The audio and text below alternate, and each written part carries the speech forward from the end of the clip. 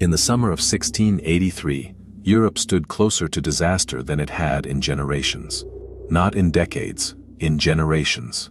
Beyond the walls of Vienna, an army covered the plains. Not a raiding force, not a temporary threat, an army built for conquest. Tents stretched to the horizon. Campfires burned through the night. War banners moved slowly in the wind. Cannons waited, silent, heavy, pointed directly at the heart of the city. Inside Vienna, the silence felt different. It was not calm. It was fear. Exhausted soldiers stood along damaged walls, staring into the distance. They could see the scale of what surrounded them. They understood.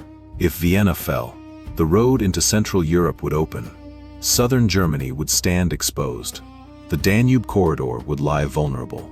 And the balance of power across the continent could shift in weeks, perhaps days. By the late 17th century, the Ottoman Empire was one of the most powerful states on earth. Its territory spanned 3 continents. Its armies were disciplined, organized, experienced.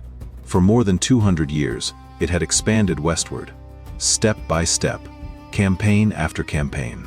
In 1453, Constantinople had fallen. The Byzantine Empire had ended. Since then, momentum favored the Ottomans. Hungary had been divided. Border fortresses had fallen one by one. Each year, the frontier moved. Now, Vienna stood in their path. But Vienna was not just another city. It was the capital of the Habsburg dynasty, a political nerve center, a strategic gateway into the German states. If Vienna were captured, the psychological shock alone would echo across Europe. Courts would question their security. Alliances could fracture. Smaller states might choose submission over resistance. Victory here would not simply expand territory. It would reshape the balance of power. At the center of the campaign stood Grand Vizier Kara Mustafa Pasha, ambitious, calculating, confident. He believed this would be his defining triumph. He assembled a massive force, over 100,000 men. Janissaries formed the elite corps, highly trained, loyal, battle-hardened. Cavalry units prepared for rapid strikes across open terrain. Engineers traveled alongside them, specialists in siege warfare.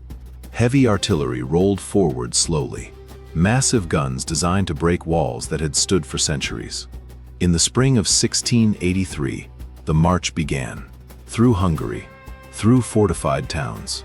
Resistance weakened. Fortresses fell. Supply lines stretched behind the advancing army. Momentum built.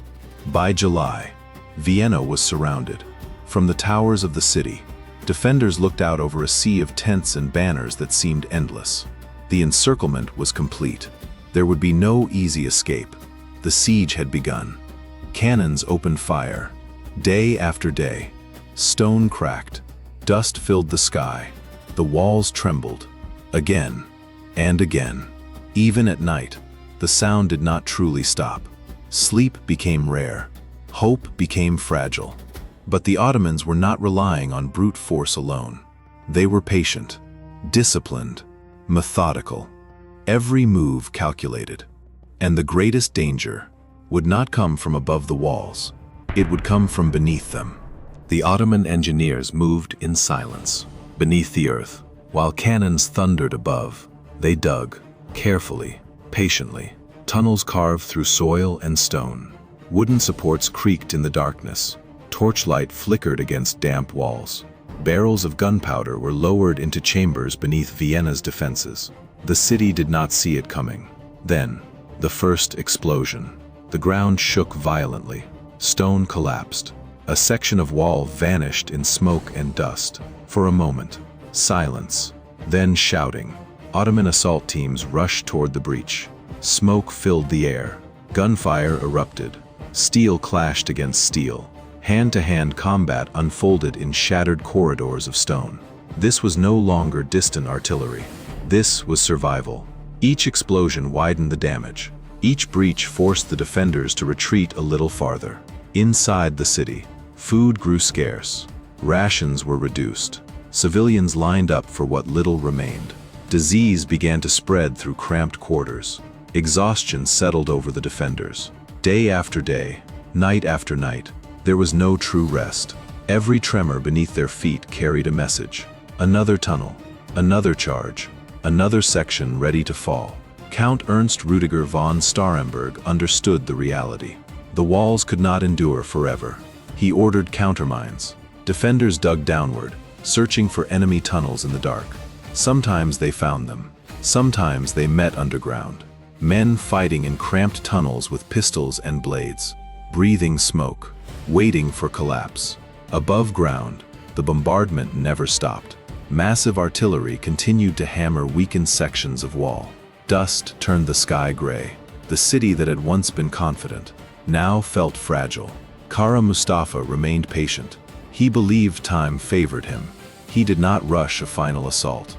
He wanted the city intact, its wealth preserved, its defenses captured rather than destroyed. He believed surrender was near, and perhaps he was not wrong. By early September, Vienna stood dangerously close to collapse. Major breaches scarred the fortifications. Defenders were stretched thin. Supplies were nearly gone. Hope flickered. Across Europe, the crisis became impossible to ignore. If Vienna fell, the consequences would not be local. The frontier would shift. The psychological shock would ripple outward. Alliances would be tested. Rulers would reconsider their defenses. An alliance began to take shape. German princes pledged troops. The Holy Roman Emperor sought reinforcements. And Poland made its decision. King John III Sobieski did not hesitate. He understood the scale of the threat. He understood what Vienna represented. He gathered his army, infantry, cavalry, and the famed Polish winged hussars. The march south began. Across mountains, across rivers, across difficult terrain. Time was the enemy. Every day of delay pushed Vienna closer to surrender. Inside the city, explosions continued. Walls crumbled. Defenders fought with diminishing strength. There were moments when collapse seemed inevitable. Moments when surrender might have felt like mercy. But the gates remained closed. And on the horizon, change was coming. On September 11, 1683, movement appeared on the hills above Vienna. After weeks of isolation, the city was no longer alone. From the heights of the Kahlenberg, Allied forces gathered. Austrian troops, German contingents, Polish cavalry. They looked down upon the vast Ottoman camp below. Tens of thousands of tents, lines of artillery, an army that believed victory was close. Dawn came on September 12th. The air was cold, heavy, still. Then the battle began. Allied infantry advanced through wooded slopes. Muskets cracked through the morning fog. Artillery roared in reply. Smoke rolled across the valley. Steel met steel. For hours, the outcome remained uncertain. The Ottoman army was disciplined, experienced, battle-hardened. They pushed back hard, but something had changed. The besiegers were no longer attacking a trapped city. They were now caught between two forces. Pressure built slowly, relentlessly. By afternoon, the fighting intensified. Allied forces gained ground along the hills. Ottoman lines stretched thin. Confusion began to spread across sections of the camp. Then, late in the day, the decisive moment arrived. On the Allied right flank, King John III Sobieski prepared his cavalry. Among them, the winged hussars, heavily armored, tall lances raised, feathered frames rising behind them like shadows. Thousands of mounted warriors formed ranks along the slope.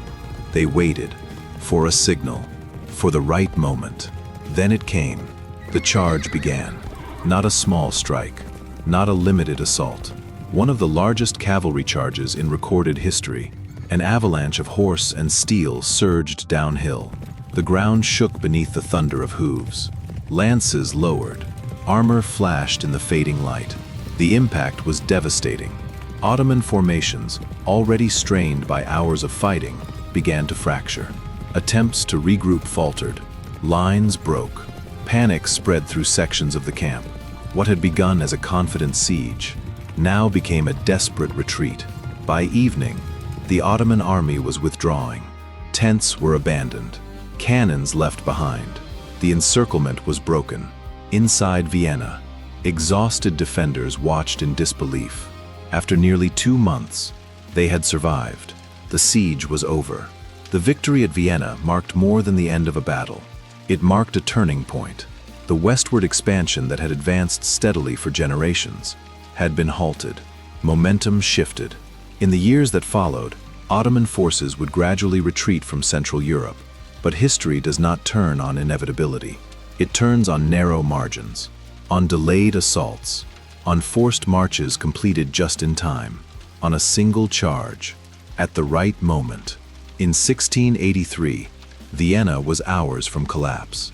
The walls were failing, supplies were nearly gone, hope was fading, and yet, reinforcements arrived. The charge succeeded, the line held. It is easy, centuries later, to see the outcome as destiny, but on that September morning, nothing was certain. History balanced on a few fragile hours, and it leaves us with a question.